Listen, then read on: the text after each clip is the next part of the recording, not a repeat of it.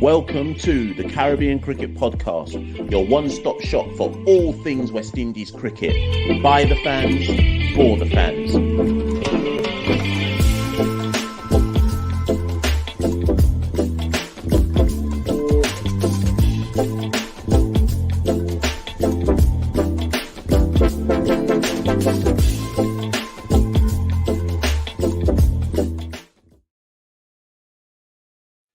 Yes, ladies and gentlemen, welcome back to another edition, another episode of the Caribbean Cricket Podcast, a live one. This is supposed to be a quick one, real quick one. Santoki's not about, so I said, you know what? I was going to just record something. I was like, let me just do a little quick 15-minute one and put that out there.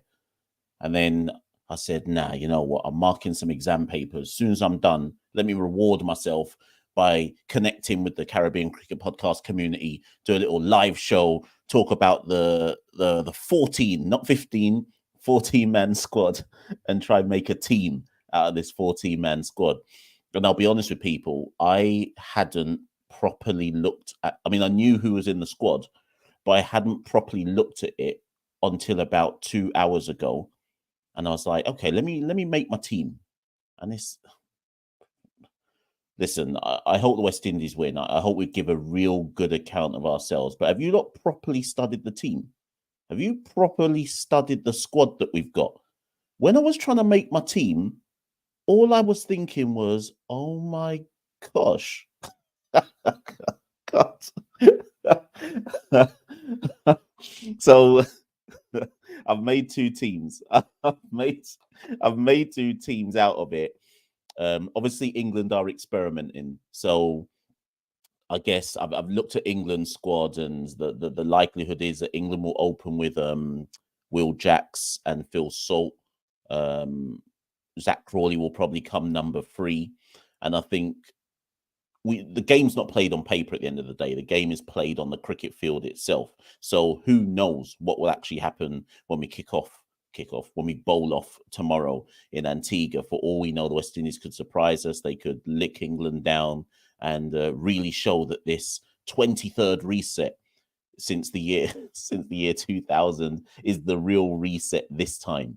But it's clear that England have a philosophy. They've come with what is effectively, I don't want to call it a fringe team, but they've certainly come with a side where they want to look to see who out of these players are the ones that they can kind of go forward with in the future alongside some of their experienced pros.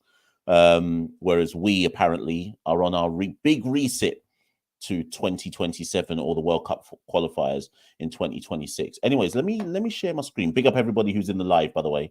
It was a quick one, so I didn't expect to see a lot of people on this one because I barely gave any notice. Let me put some people up. Neeks is there, Casanova's there, Joe Bob is there. Someone called Javin Dominica. Wake him up. Is there power, sir? Has the power cut in Dominica? Tell him to wake up. Tell him to come on this live as well. But big up everybody who's on the live. Share it with your people. All of that. Like the live. Road to 7K. Subscribe. All of that. Anyways, let me share my screen. Where is it? Big up Neeks, by the way, because Man United lost 1-0 and he's still here. He's down so tremendously bad. Can you believe it? Neeks supports Man United and West Indies. I don't know if anyone's more down bad than him. Let me find where's my screen? Where's my screen? Where's the share screen thing? Ah, here we go. Right, okay. Let me bring this up, people. Let me share something for you. Okay, so before we get into the squad, people, hopefully you can see this on the screen.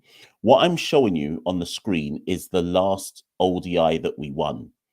People have possibly forgotten this, so you must remember that in the summer, India came, obviously, to the West Indies, and we lost the ODI series 2-1, and apparently that was when we were having our big reset, obviously having failed at the World Cup qualifiers.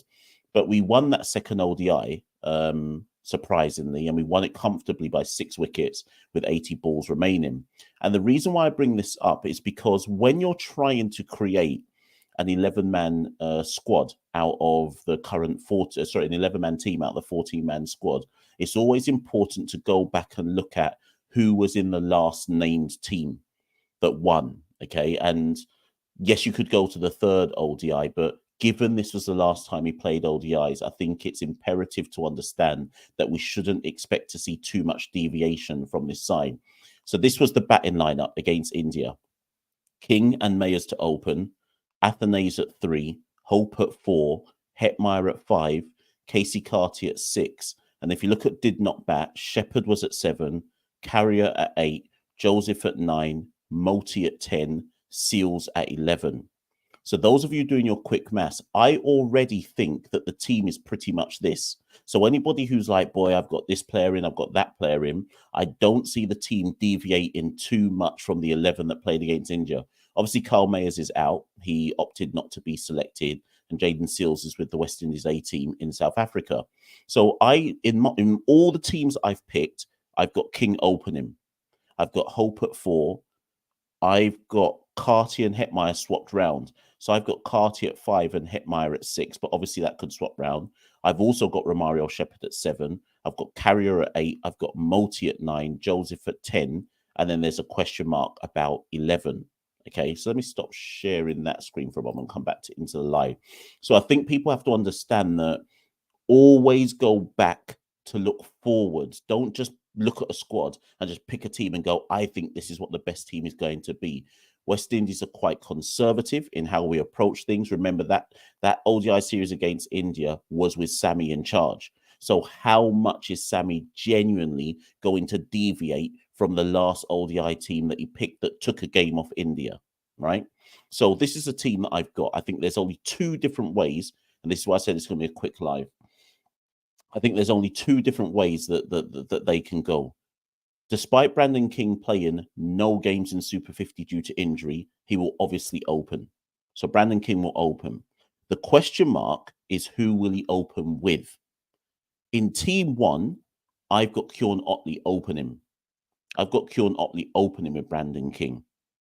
It seems ridiculous because Kieran Otley, as good a Super 50 as he had, Kieran Otley batted a strike rate of 75 for Trinidad and Tobago in Super 50.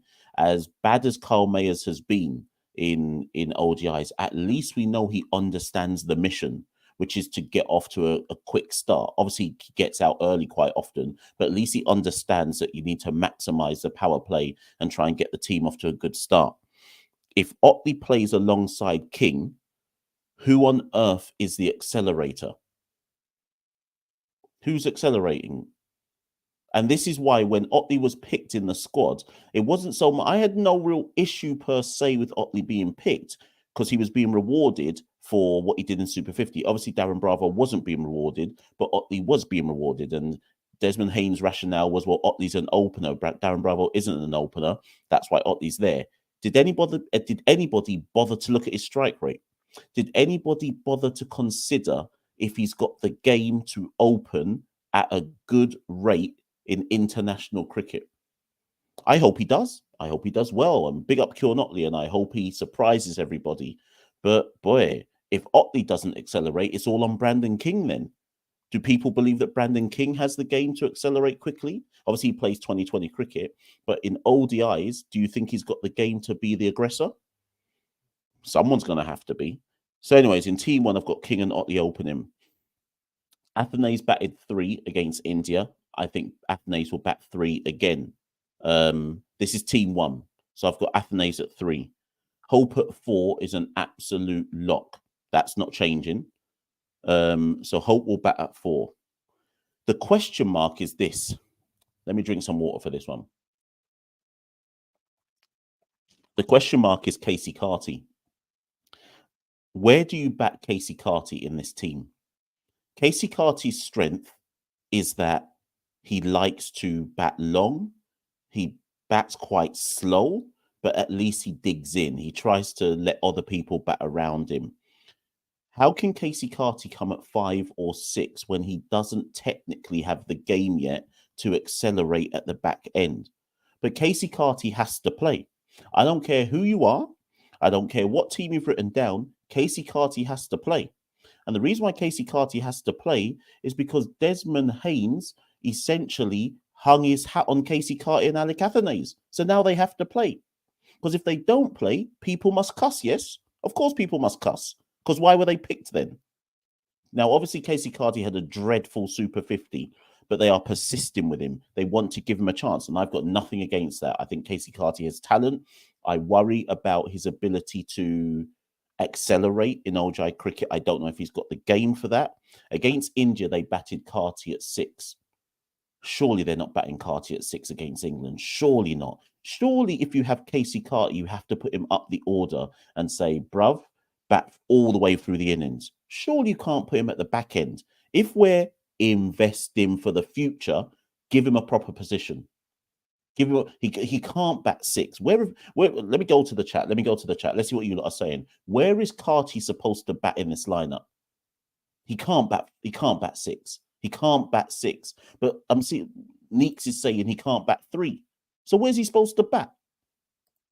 Because he's so slow in ODI cricket, where is he supposed to bat? I'm waiting for comments because I'm genuinely baffled by it. Let me see what people are saying. Arunaba, sorry if I pronounce it wrong, says 3. Frank Lucas says Carty's got to go 3. Frank, by the way, what you've put there, King, Athenaeus, Carty, when I give you my second team, that's pretty much what I've got as well. This is my first team, though. Mass 88 has Carty at 3. Joe Bob has Hope at 3 and Carty at 4. Mr. Casanova says Carty at 3 or 5. Davey says Carty at 3. Neek says Hope at 3, Carty at 4. Errol says Carty at 4. Dragon Claw, you know, says Carty at 5. But you see the issue, people. You see the issue. Casey Carty has to play no matter what. But I do not believe that the team fully understands where to play Casey Carty. Where did he bat for the Leeward Islands in Super 50? Did he bat 3? Someone, I ain't got time right now to go on the internet and look. Somebody quickly look for me. Where did he bat for the Leeward Islands this season? Was it at 3? I feel like he was first drop after Kieran Powell and whoever else was opening with Kieran Powell. I feel like it was Carty at 3. So anyways, in my team, I've got, so just to show you my order so far, I've got King, Otley, Athenaeus at 3, Hope at 4, Carty at 5, Hetmeyer at 6. Now, I just want to state Hetmeyer shouldn't bat at number 6 in ODI cricket. And the reason why Hetmeyer shouldn't bat at number 6 in ODI cricket is because, and hear me out, people, in this team that I've just given you, the top 6, King, Otley, Athenaeus, Hope, Carty, and Hetmeyer, Shimron Hetmeyer, I hope he's listening to this. I hope he's listening to this from his hotel room or wherever the players currently are right now.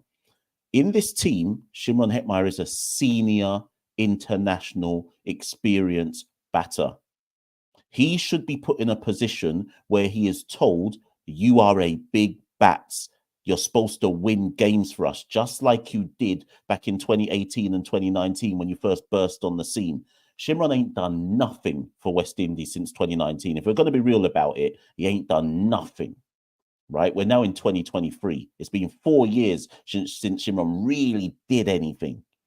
In this youth man team that Desmond Haynes and Darren Sammy and co have hung their hat on, he's supposed to be a senior bats. He's supposed to be the big experienced bats. And because of that, Shimron can't bat 6. I've got him at 6, but he shouldn't be batting 6. He's surely supposed to be batting higher than 6 and helping Hope shape the response in the innings and take us home. But in my team, I still got him at 6. Those in the chat, those in the live, where would you put Shimron? Where would you put Shimron at? Remember, Shimron was dreadful against India earlier this year. He was even worse in Super 50. Where is Shimron Hetmeyer supposed to bat in this youth man side? Let me see what people are saying. This was supposed to be a quick one, man. Everyone's saying 5. See, Merrick's saying the point that I've got, which is that because what's the team he plays for in IPL? Is it Rajasthan? In IPL, they've basically made Shimron a finisher. They've made him like, boy, Shimron, you come out to face about 30 balls. Go hit a quick 50 for us. I don't know the last time Shimron was able to construct an innings that was more than 35, 40 balls, you know, in anything outside T20s, much less T20s. I don't even know if Shimron's got that in his locker anymore. I genuinely don't know, you know. But in this youth man team, he better find that in his locker. He can't just be in this team to be a finisher man, because respectfully, in West Indies cricket, we're not in any position to have Shimron Hetmyer as a finisher, apart from when we play like Oman, Papua New Guinea, Nepal, and them man. When we play them man, he should be the finisher. But against big man sides, Shimron's got to take on a more senior role, surely. Surely. Let me drink my water.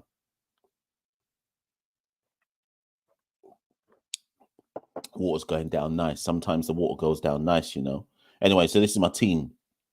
King, Otley, Athanaze, Hope, Carty, Hetmyer. That's my top 6. Good point from Sam. Sam says Shimron's the only aggressor in the team. Without him, clicking 250 is what we'll be aiming for. You're right, Sam. Exactly. But I'm just... you're right, Sam. In a coherent team where everyone has a clear role and they've got pedigree, Shimron bat 6, and it makes sense, right? But look at this side though, Sam. King we're still trying to mold as an ODI player, right? He's still, yes, he scored a century against Oman or UAE or wherever he scored a century against, but he's still not established at this level in ODI cricket. Otley arguably shouldn't be there, but he's there. Athanaze is only 24 and has only just bust on the scene. Hope is the only genuinely good player that we've got. Carty is still 20, is only 26 and trying to bust on the scene. And Hetmyer is technically the second most experienced player in this team with the bat. So I don't know if we can just have him as a finisher when everyone is inexperienced in this team. But anyways, arguably Hetmyer should be batting at 3. Arguably, in a proper side, he would be batting at 3. I don't even know if he's got the game anymore to construct an innings from 3. Anyways, whatever. Let's move on. Number 7. I've got Shepherd at 7. I don't have Shafane Rutherford in my side. Now, Shafane, let me hide Sam's comment. Shafane should be in the side, but you have to then think about what are your bowling options, people. Okay? So this is my first side. I have Shepherd at 7 because Romario Shepherd's game has improved so much in the last year that, touch wood, I now trust Romario Shepherd to bowl all 10 overs of his spell. It doesn't mean that he'll always bowl well, but I now trust him to bowl 10. I'm not trusting Shafane Rutherford to bowl 10. If Shafane Rutherford is in this side, he has to then bowl 10. Surely you're not asking Shafane Rutherford to bowl 10. Bear in mind, I've not mentioned Thanos. Thanos doesn't get in my team. So I've got Romario at 7. Romario's a much better batter than people give him credit for, right? So Romario is at 7. I've got Yannick at 8, Moti at 9, Joseph at 10, and then I've got O'Shane Thomas at 11. So that means your 50 overs have to come from those 5. Romario, Yannick, Gudakesh Santoki, Alzari, and O'Shane all have to bowl 10. Now, already that's a problem because who trusts O'Shane Thomas to bowl 10 overs against England at this stage of his development or redevelopment? Me personally, I don't. But if that top 6 is the top 6, there is no one in that top 6 who can give you any overs unless you're going to ask Alec Athanaze to turn his arm over when somebody gets taken down for absolute licks. So there is a balance issue with this side. There's a big balance issue. So let me just give you that team again. This is the team I think they will go with tomorrow. King, Otley, Athanaze, Hope, Carty, Hetmyer, Shepherd, Carrier, Moti, Joseph, Thomas. That's team 1. See, Joe Bob's making the point that I'm making here. I don't think when you look at this squad of 14, I don't think there's any balance to it. I genuinely don't think you can balance it up because here's the joke, people. Do you know what the big joke is? This is why Kyle Mayers is actually a miss in this side. It's not because of what he may or may not offer with the bat. It's because at least Mayers can bowl. In this squad of 14, there isn't a sixth bowling option unless you put Thanos in the side. Unless Thanos gets in, where's your sixth bowler? And so when I was making my side up, I was like, boy, I need to think about where my 50 overs are coming from. And when I started to look at where my 50 overs were coming from, I realized you can't balance the side out properly because someone has to drop out who probably should be playing. Now, Neeks makes a point here. Neeks says Chase has to get in, and there's your sixth bowler. Exactly, Neeks. So who's not batting then? Who's not batting from that top six? So then I made a second side. This is my second side. Check this out, people. This is my second side. Sides, I don't know if so. I'll repeat the first one again, and then people can compare the two sides. King, Otley, Athanase, Hope, Carty, Hetmeyer, Shepherd, Carrier, Multi, Joseph, Thomas. That's team one. Then when I realized I didn't have a sixth bowler, I said, boy, I need to make a team two. So this is team two. King and Athanase to open. Carty at 3. Okay. King and Athanase to open and Carty at 3. Now, can I just clarify? I don't think Athanase should be opening. Now, again, I go back to what happened against India. Athanase batted 3 on international, not international debut because he played against UAE. Athanase batted 3 against India and Mayers opened. But against UAE, when Athanase scored that fastest 50 or whatever it was he did, I swear he was opening against UAE. But my thing is this. It's one thing to open against UAE. It's another thing to open against England, right? He didn't open against India, you could say, for a reason. I mean, Mayers was there, okay? But Mayers isn't here now. So do you put Athanase to open? So I've got King at 1, Athanase to open with him.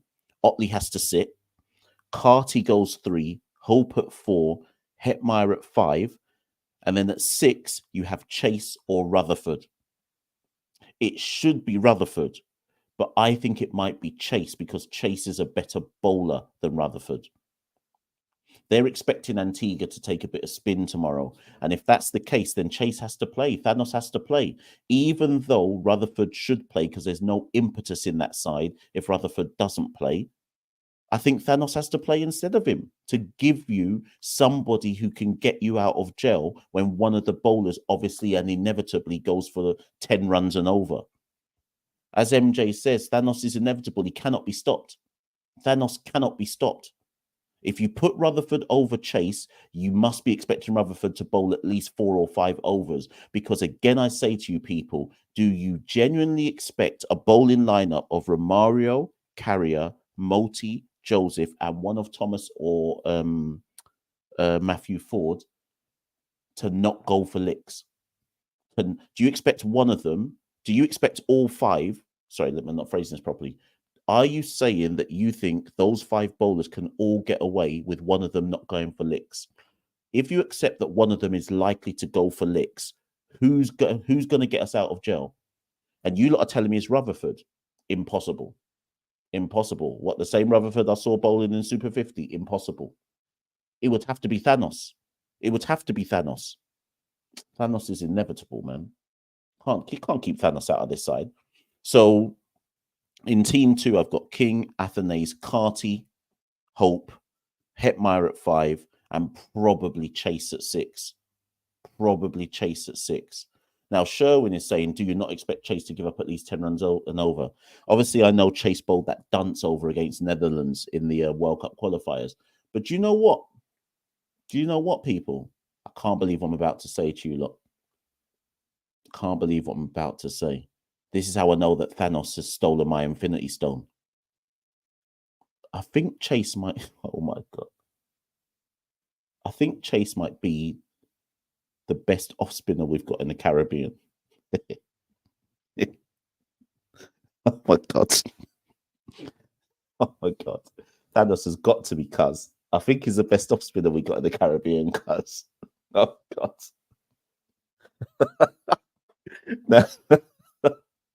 Now, hear me out. Hear me out. Obviously, Rakeem is better than him, but Rakeem's never going to get picked. So I'm not including Jimbo, right? Obviously, some of you are going to say Kevin Sinclair and so on and so forth. But when we talk about actual international cricket and understanding the kind of the requirements of international cricket. Kevin Sinclair will eventually replace Thanos, but right now, I think you have to take Thanos's know-how. I think you have to. I can't believe I'm saying this. Thanos to the world, man. Thanos is Thanos. Thanos can never be dropped, cuz. And actually, Raku has made the point. Sorry, yeah, and actually, Mr. Casanova, can I clarify? I'm not talking about Test cricket. I'm talking about in ODIs. I'm talking about ODIs. If you actually study Chase in ODIs, he's actually. I would back Roston Chase to bowl 10 overs against England and go for 51 runs. He may not take a wicket, but I would back him to go for 51 runs more than I'd back any of the other, more like, who do you expect to be more? Okay, let me put it this way. Who do you expect to be more economical, Chase or O'Shane Thomas? Chase or Matthew Ford? So I guess what I'm trying to get at is that if you accept that Chase is your sixth bowler, you have to accept that he's likely to be more economical than the 5 frontline bowlers that should be bowling the 50 overs. That's essentially what I'm getting at. Everyone can talk about Kevin Sinclair, but he's not in the squad. So forget Kevin Sinclair for the moment. We have to work with what we got to work with. And I think in white ball cricket, white ball, not red ball, I think Chase, man, we're down bad. We're down horrendous. We're down so bad that me, who said Chase has no business being in any of our teams, I'm now saying Chase has a business being in our teams. That's how down bad we are. I've gone full circle. So anyways, King, Athanase, Carty, Hope, Hetmeyer, Chase. I think Rutherford has to sit. And then your bowlers, Romario, Carrier, Moti, Joseph, and then again, it's O'Shane Thomas or Matthew Ford. There's a big question mark about the bowlers. Who should play, Thomas or Ford? What are you lot saying in the chat? Who should play, O'Shane Thomas or Matthew Ford? I think if you've taken, here's my justification for why I'm picking O'Shane Thomas. I've got 3 reasons why I'm picking O'Shane. Reason 1, they took him, he was part of that squad for India. He didn't play any games whatsoever, but he was in camp working on his bowling. Reason 2, O'Shane obviously played for the Leeward Islands in this year's Super 50. Somebody check for me. How many wickets did O'Shane take in Super 50? I swear it was like 5. Matthew Ford took 5 as well. So we're quibbling here if we're going to say that Ford is better than O'Shane or O'Shane is better than Ford. And the third reason is simple. O'Shane bowls quick. Matthew Ford, for all of his movement, Matthew Ford's not a quick bowler. O'Shane is a quick bowler. And yes, he's got a no ball problem. And yes, those quick balls that he bowls could just as easily be quickly put away to and over the boundary. But at least O'Shane has an X factor.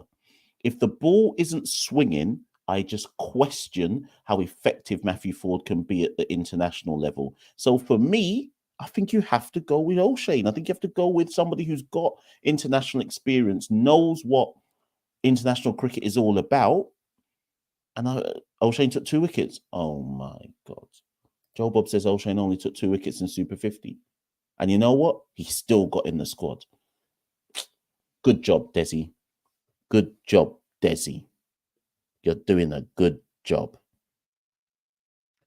Let me just end this blood clot live, cuz. Let me just end it, man. Took 2. Oh, no, it couldn't have been 2. 007 says O'Shane took 6. Joe Bob, are you lying to me? He couldn't have taken away average of 83. Joe Bob, tell me that's a lie, cuz. Tell me that's a lie. O'Shane took 2 wickets in Super 50.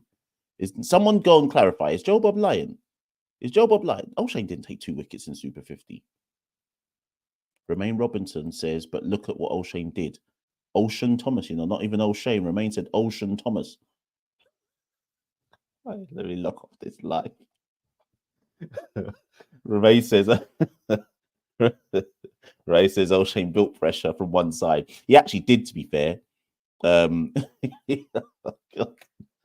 He actually did. I actually agree with Romain. The joke is, as much as Romain saying Ocean Thomas, I actually agree that the matches that I saw for Leeward Islands, I actually saw O'Shane bowl some good spells. So I know you're saying he only took 2 wickets, but my eyes weren't deceiving me. I swear I saw Ocean Thomas bowl some good spells alongside Alzari. I think he was just unlucky to not have taken more wickets.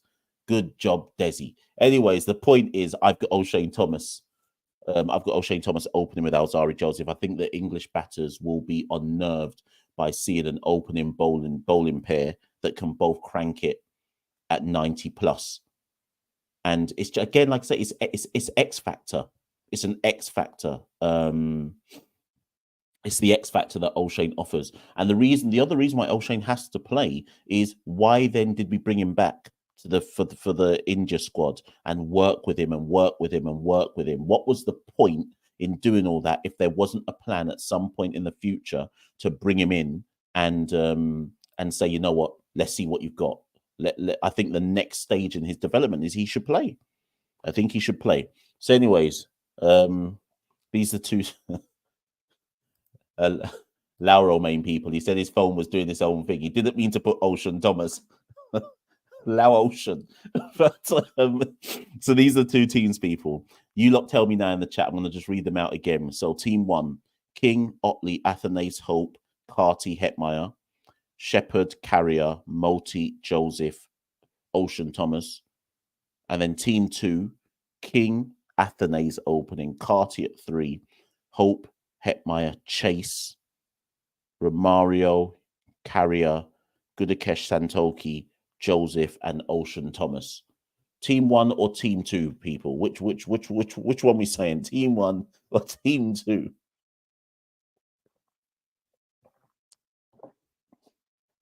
We're saying Kerwin Williams says team 2. Fireball says team 3. Joe Bob says 2. Errol says 2. Kevin says Thanos is inevitable. Team 2. Everyone's saying team 2, boy. Ryan says team 2 is better balanced, but anything could happen. Exactly. And ultimately, Ryan, I think that's what I've done. Team 2, team 1 is still, I think, will happen because this is West Indies cricket.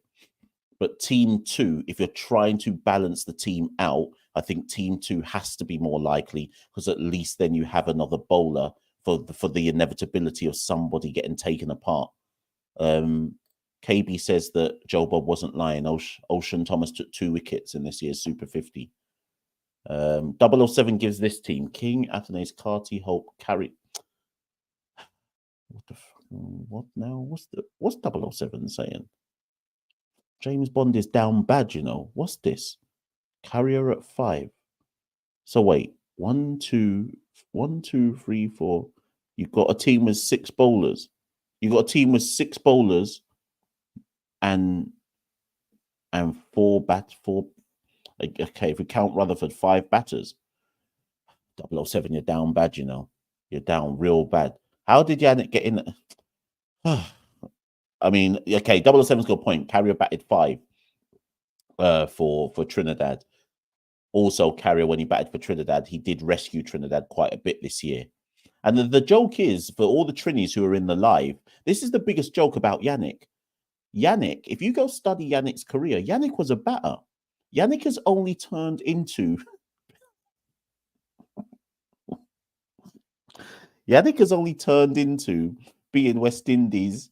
I just saw Nick's comment. Yannick has only turned into being West Indies premier leg spinner in the last 2.5 years, you know. Trini Posse in this live. Do you not remember when Yannick was actually a batter? How did my man turn into West Indies premier leg spinner when he actually supposed to be a batter? This is West Indies cricket, man. Anything is possible. Let me put the charger in before this thing dies. Imagine when if I'm not mistaken, when what was that team called? What were they called again? Emerging. You remember when the West Indies Emerging team won the Super 50 in 2019? Yannick was in that side. Unless I'm mistaken, he was in that side.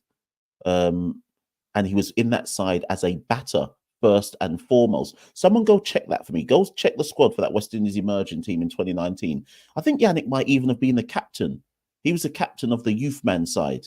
Yannick was in there. Yannick was in. Someone check if I'm lying. Thing is, Yannick was in there as the youth man captain, and he was 27. They had him in West Indies cricket. When you're 27, 28, 29, you're a youth man, you know. Can you believe it? Gudakesh Santokhi is a youth man, and he's 29 years old. West Indies cricket is undefeated. Big up King Kong Ortiz with the super chat. Do you reckon England series will be shown free on West Indies YouTube channel? Very good point. Good point. People in the Caribbean, can anybody answer this for me? Usually, so for those of you in the UK, it'll be on TNT Sports, which is what I'll be watching it on. But I think with VPN, usually West Indies would show it on YouTube, but only for Caribbean audiences. So you could, if you're Ortiz, if you're in the UK, just get a VPN. There's a couple people in this chat who are VPN kings. Speak to them, and if I think you can probably hack into the mainframe and just watch it on YouTube, and say that you're watching from flipping British Virgin Isles or something like that, and you should be fine. But yeah, there's some VPN dons in here who will be able to tell you a bit more about that. Anyways, let's take some comments, people. Let's take some comments before I duck out. So what's it? 11:40. Let's take some comments. Yeah,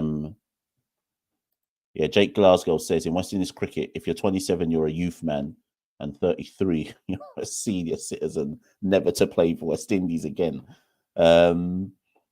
Yeah.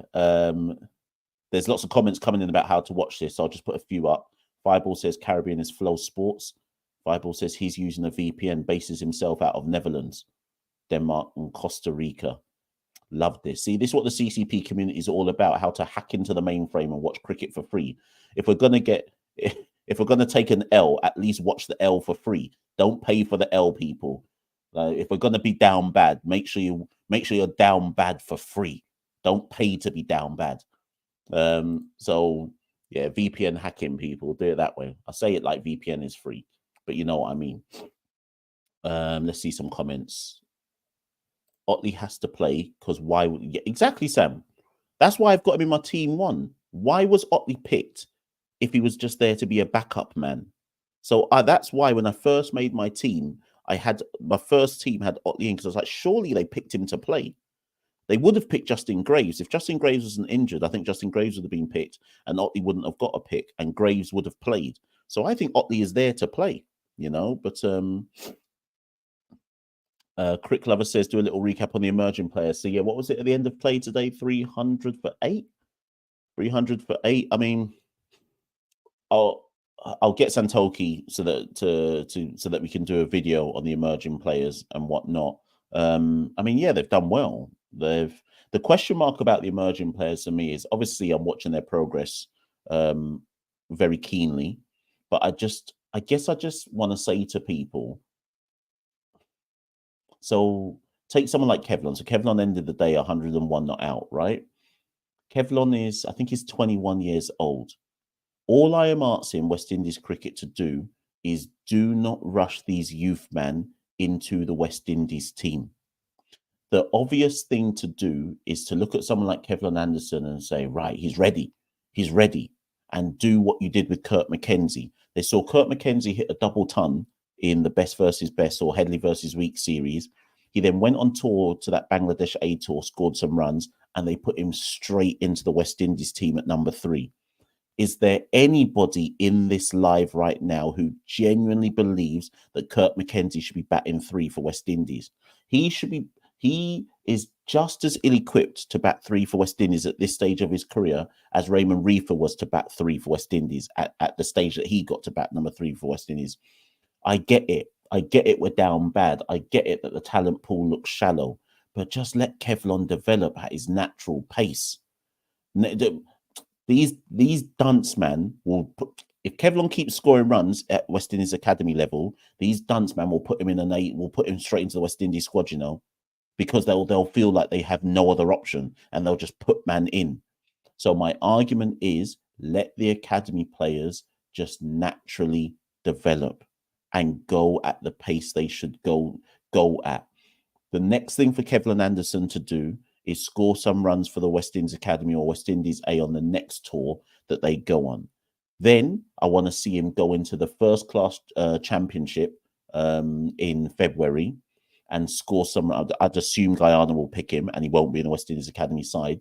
I then need to see him dominate because they won CCC and West Indies Academy are both going to be in the first class championship next year in February. So that's 7 rounds of cricket, right? If you lot are serious about Kevlin Anderson being ready and looking good, he will go into that first class championship playing for Guyana and he'll score minimum 3 centuries in 7 rounds of cricket. We need to stop looking at a player score 1 century and go, yeah, they're ready. Can I tell you something that's a big joke to me? Shamar Joseph is currently in South Africa with the A team, right? Do you know how many games of first-class cricket Shamar Joseph has played? 3.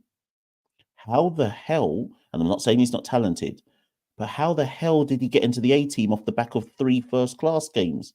And I get it. Again, people are going to say, but talent is talent and he's passed the eye test and he bowls quick and so on and so forth. But do you know what that says about our development structure? That we see all you have to do in West Indies cricket seemingly is take a fifer and people are already talking about you being ready for West Indies squad. Score a century, you're ready for West Indies squad. I beg we just let players develop. Please, God, please.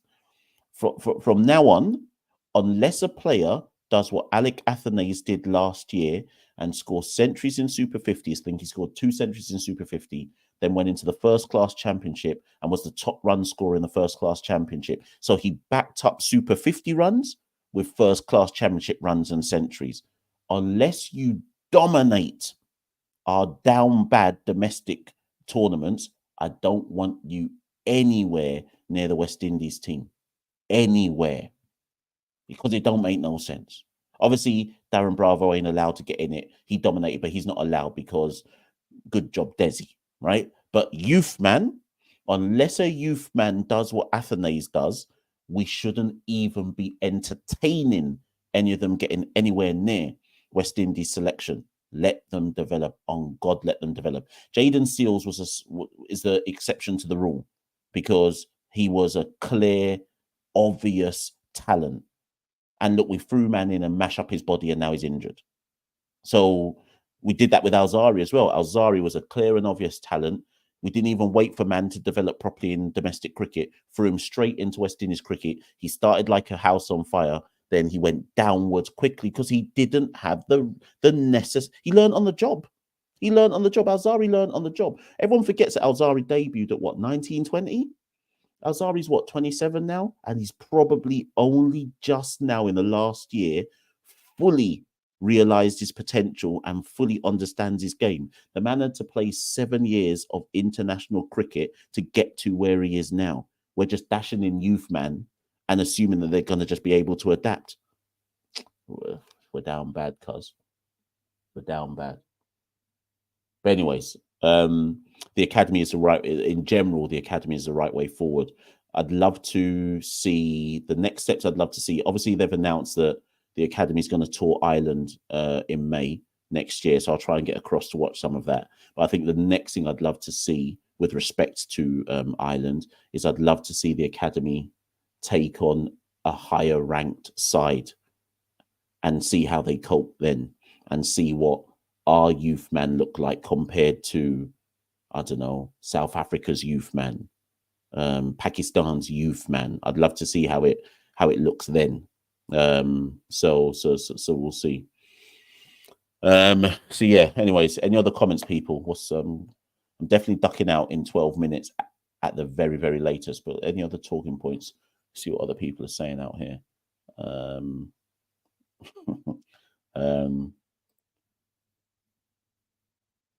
Frank says the problem is most of the present incumbents have no right being near the West Indies team. I mean, it depends which format of cricket you're talking about, but I mean, do you know what it is? I was speaking to someone 2 days ago and they made a very pertinent point to me. The biggest issue we actually have, well, it's not the biggest issue. There's so many issues. But one of the issues that we actually have in West Indies cricket is there's not enough competition. So, like, here's an example. Josh De Silva is going to go to Australia, right? In a proper team, Josh would be under so much pressure right now that he'd be probably certain of a drop. And Josh is my guy. Josh is my guy. So I don't want to see Josh going down like this, where he's struggling to score and so on and so forth, right? But in a proper team, there'd be someone breathing down his neck. There is no one breathing down Josh Da Silva's neck. So Josh is going to go to Australia. You lot in the live right now, who could possibly replace Josh Da Silva now to go to Australia? Name someone. It's not Dowrich, because Dowrich has said, boy, career done. Right? So who could replace Josh? It can't be Imlak, because Imlak's down bad even worse than Josh. So who's replacing Josh? Now, so people, right, so Neeks has said, for example, it's got to be Shea. Now, the question mark is, do they have... I spoke to someone yesterday who said they plan for Shea to come back, but not to wicket keep. They plan for him to come back and bat in the top order, like 4 or whatever it might be, right? So if they don't plan for Shea to wicket keep, who's replacing Josh then? The point being, even if you tell me someone, the wider point I'm making is there is no pressure on anyone to perform. There is literally no pressure. Jermaine Blackwood in a proper team may have been dropped by now. And again, Jermaine's my guy. But in a proper team, Jermaine probably would have been dropped again by now. But there's no pressure on him to have to perform. This is West Indies, boy. West Indies. You can just...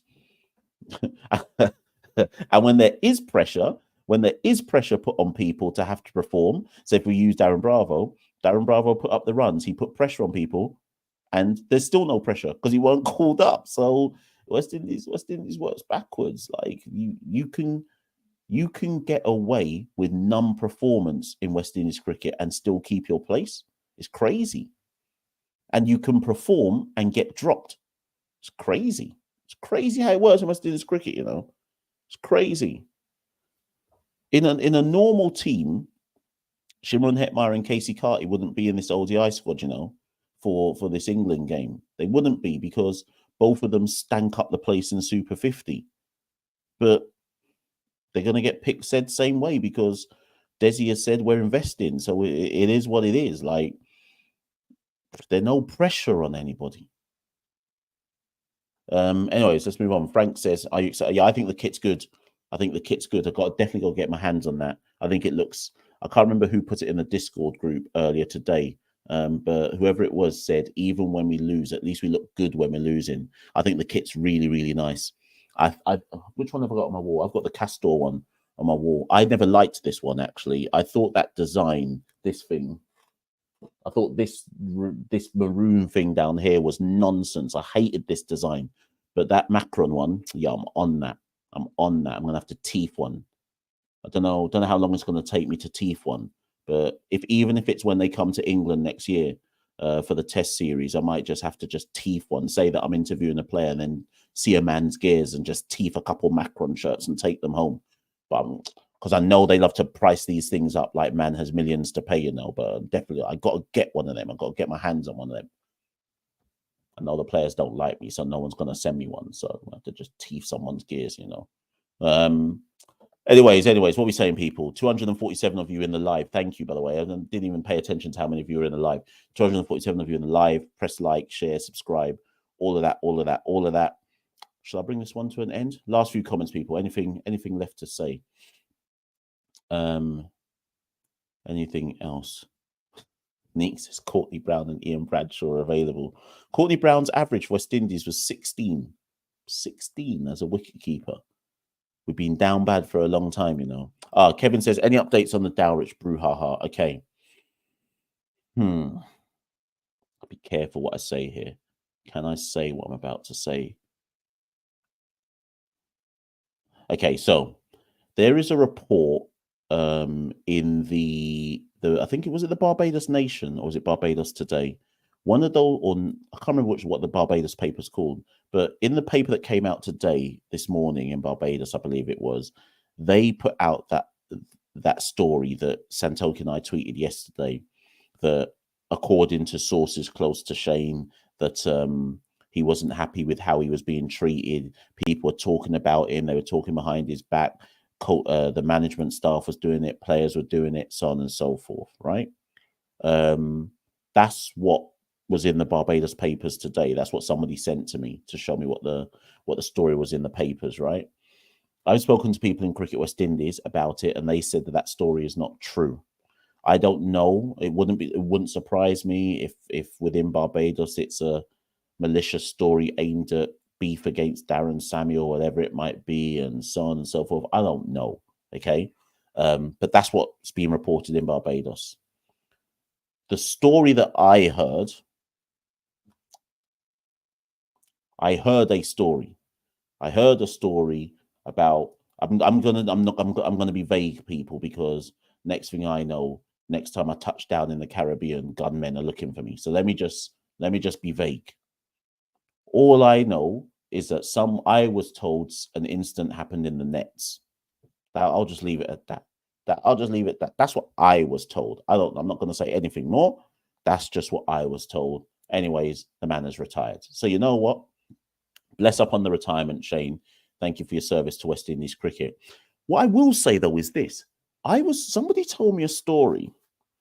Look at this. We're just talking rumors here. Somebody told me a story that the selectors did call up a replacement. And apparently there's a big brouhaha behind the scenes because there was a replacement called up. And there was a massive passer around something happening around the replacement, and now there's no replacement. I'm digging on that because I don't know what that's about, but I've been told that now by two different people that there was definitely a replacement called up, but then no replacement was named, and there's some kind of story around that. I don't know what that story is. But I've been told by two different people that now, so I need to go look into that and see what that's all about. So yeah, and as Joel Bob says, yeah, we've got to keep it vague. At the end of the day, people's privacy is people's privacy, and yeah,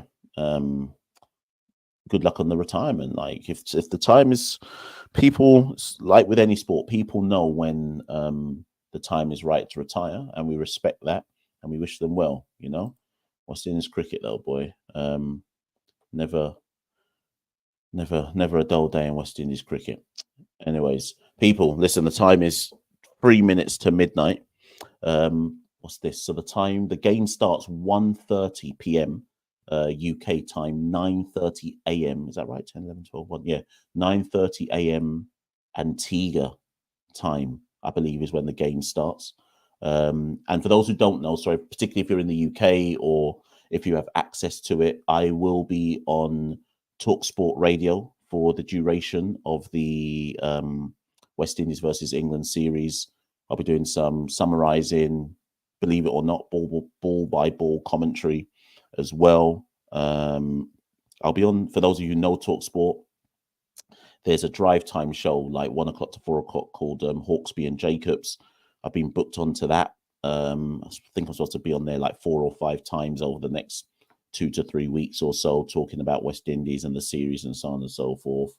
So I'm analysing all of that. So if you've got access to TalkSport and you're a radio person, whether internationally, I don't know how you get it internationally, but yeah, I'll be definitely talking about cricket quite a lot over the next 3 weeks or so. So big up the community, because without you lot, that offer would never have come. I didn't apply for anything. How that came about basically was I got a random text message about 2.5 weeks ago saying, can we have a conversation? And that's how it started. And I was like, yeah, cool. So we had a conversation, and this is how it's ended, with them saying, come in, we want you on our coverage, and so on and so forth. So the other people on there, Mark Butcher will be on there, Alex Tudor, Jared Kimber, Steve Harmison, obviously, and there'll be lots of podcast stuff that I have to do for them as well. So if you follow TalkSport Cricket on YouTube, you'll see a lot of the content on there as well. I think I've already done one of their things, so it's on there already. So big up everyone who's ever supported Caribbean Cricket Podcast. Big up anybody who continues to support Caribbean Cricket Podcast. Who knows? Maybe one day you'll hear me actually commentating on West Indies in the Caribbean. I think somebody put in the chat a minute ago, will I be at the World Cup next year? That's a must. That's a must. I've got to find a way to be there for sure. But which island, I don't know. To be fair, if it was up to me, I'd go to Trinidad. I've always wanted to go to Trinidad. But we wait to see, because we don't even know who's got what games and so on and so forth. You'd have to. I bet West Indies go to Barbados. I bet that's where the West Indies games are going to be. Or England will get Barbados or something like that. So I have to wait and see which island gets West Indies. I'd find it hard to believe they'd put West Indies in Trinidad or Guyana. I'd feel like they'd put them in Barbados first and foremost. But we'll see. We'll see how the tournament unfolds. I'll wait for the dates and the venues, and we'll go from there. But thank you, people. That's been today's live. It was supposed to be a quick one, just looking at the 11-man team. I gave you 2 teams. By all means, if you're watching this, yeah, Juliana, I'll be there. By all means, if you've just come in live, late to the live now, go back and watch it on the repeat, and yeah, like, share, subscribe, etc. And let's rally, people. Let's rally. We're going to do a live show tomorrow. Sorry, last thing. We're doing a live show tomorrow after the ODI. Santoki will be back for that one. He's got to play, obviously. First things first. Good to catch Santoki. But once he's free at the end of the game, we'll do a live show looking at the first ODI. So join us tomorrow around 10:30. I think it is that we're doing it. 10:30 UK time, 6:30 Bayesian time, 5:30 Jamaican time. But thank you, everyone. I've been Machel St. Patrick here at one half the Caribbean Cricket Podcast. I'm going to my bed, but I shall see you very, very soon. We rule the cricket world. Now the rule seems coming. Welcome to the Caribbean Cricket Podcast, your one-stop shop for all things West Indies cricket. By the fans, for the fans.